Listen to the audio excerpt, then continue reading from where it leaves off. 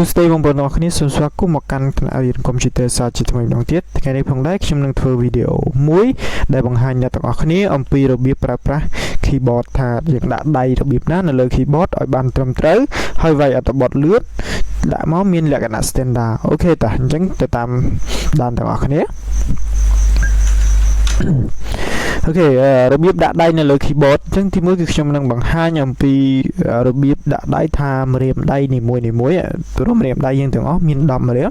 តើម្រាមនីមួយមានតួនាទីចុចទៅលើប៊ូតុងណាខ្លះទីមួយខ្ញុំនិយាយអំពីម្រាមចង្អុលនៅខាងឆ្វេងសម្រាប់ម្រាមចង្អុលនៅខាងឆ្វេងមានតួនាទីចុចចាប់ពីលេខ5នេះណាពីលេខ5ហ្នឹងរហូតទៅដល់អក្សរ B ហ្នឹងគឺជាម្រាមចង្អុលនៅខាងឆ្វេងហើយពីលេខ4រហូតដល់អក្សរ V នេះក៏ជាម្រាមចង្អុលនឹងដែរណាមានន័យថាម្រាមចង្អុលហ្នឹងគឺមានតួនាទីចុចទៅលើ2ជួរជាលក្ខណៈបញ្ឆិតបែបហ្នឹងសម្រាប់ម្រាមកណ្ដាលដែលមានពណ៌លឿងនេះគឺចាប់ពីលេខ3រហូតដល់អក្សរ C នេះគឺសម្រាប់តួនាទីសម្រាប់ម្រាមកណ្ដាលជាអ្នកចុចជួរបែបបញ្ឆិតបែបហ្នឹងហើយសម្រាប់ម្រាមនាងរត់ពីលេខ2នេះរហូតដល់អក្សរ X អញ្ចឹងអានេះជាតួនាទីម្រាមដៃនាងបន្តមកតួនាទីរបស់ម្រាមដៃកូនគឺរត់ពីលេខ1រហូតដល់អក្សរ Z ឬក៏អក្សរ Z នេះហើយមកចំហៀងដែលនៅសល់ខាងនេះហ្នឹងក៏តួនាទីរបស់ដៃកូនដែរហើយសម្រាប់មេដៃគឺមានតួនាទីនៅលើ space នេះគឺសម្រាប់ចុច space មានន័យថាគឺសម្រាប់ចុចនៅកន្លែងត្រង់កន្លែងដក clear ហើយសម្រាប់ដៃស្ដាំម្រាមដៃខាងស្ដាំក៏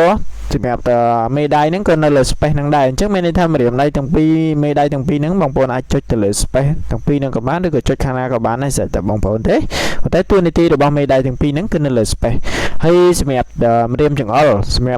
ខាងស្ដាំមានតួនាទី2ជួរដូចគ្នាគឺចាប់ពីលេខ6នេះរហូតមកដល់អក្សរ N និងចាប់ពីលេខ7រហូតដល់អក្សរ M សម្រាប់ម្រាមកណ្ដាលគឺមានតួនាទីមួយជួរចាប់ពីលេខ8រហូតដល់សញ្ញា comma សម្រាប់ម្រាមនាងគឺមានតួនាទីចាប់ពីលេខ9រហូតដល់សញ្ញា point ហើយមកចំហៀងទៀតនេះមកចំហៀងដែលនៅសល់នេះគឺជាប្រតិបត្តិការរបស់ដៃកូនអញ្ចឹងមកចំហៀងនេះគឺដៃកូនជាអ្នករ៉ាប់រងក្នុងការចុចទាំងអស់ដូច្នេះចំហៀងទី1នៅចំណុចនេះបងប្អូនត្រូវចាំថាម្រាមនីមួយមានតួនាទីចុចទៅលើប៊ូតុងណាខ្លះ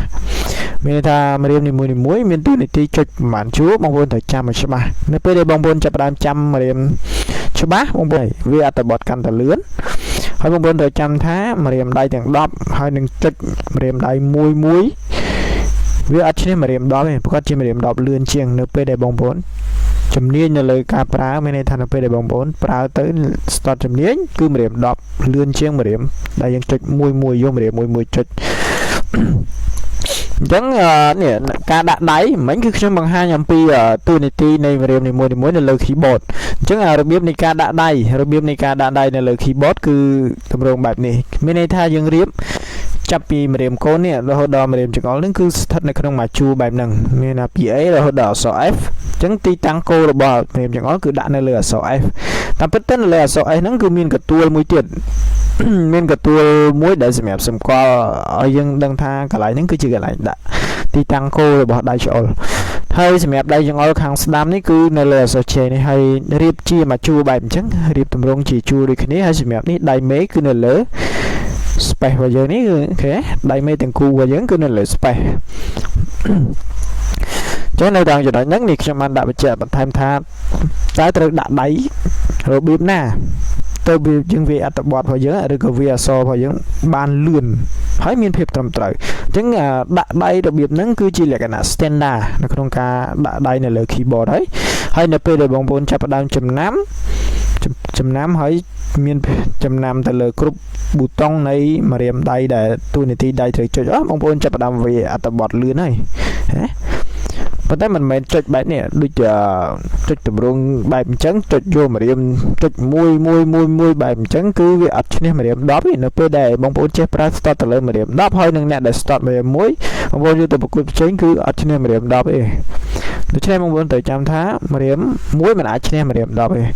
អរគុណសម្រាប់ការទស្សនាទាំងអស់គ្នាដូច្នេះសង្ឃឹមថាបងប្អូននឹងទទួលបាននូវចំណេះដឹងទាំងអស់គ្នាសូមអរគុណ